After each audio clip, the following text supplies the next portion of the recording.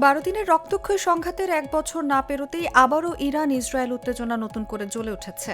গেল বছরের 13 June operation rising লায়নে ইরানের পরমাণু স্থাপনা ও ড্রোন সক্ষমতাকে লক্ষ্য করে ব্যাপক বিমান হামলা চালায় ইসরায়েল। যুক্তরাষ্ট্রও সেই অভিযানে অংশ নেয়।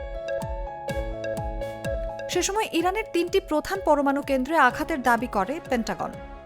72 ঘন্টা ময়েশ্চার লক সমৃদ্ধ লিলি বডি ওয়াশ শিয়া বাটারের গুডনেস স্কিন রিপেয়ার করে রাখে সফট ও গ্লোয়িং।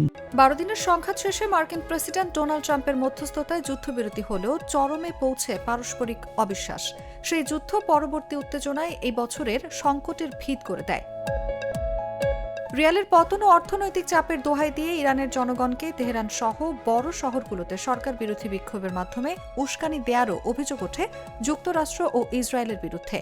শেষমেশ সেই আন্দোলন টলাতে ব্যর্থ হয় সরকার।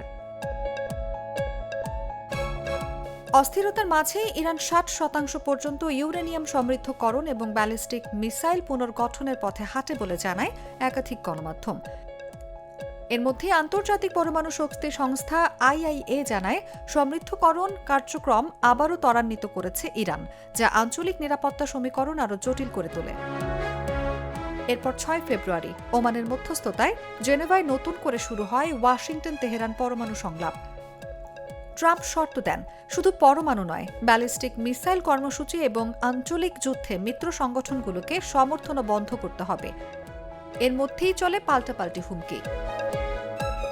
সবশেষ বৃহস্পতিবার জেনেভায় আবারও আলোচনা শুরু করে তেহরান ওয়াশিংটনের প্রতিনিধিরা। তবে আলোচনার মধ্যেই হামলা শুরু করল ইসরায়েল ও যুক্তরাষ্ট্র।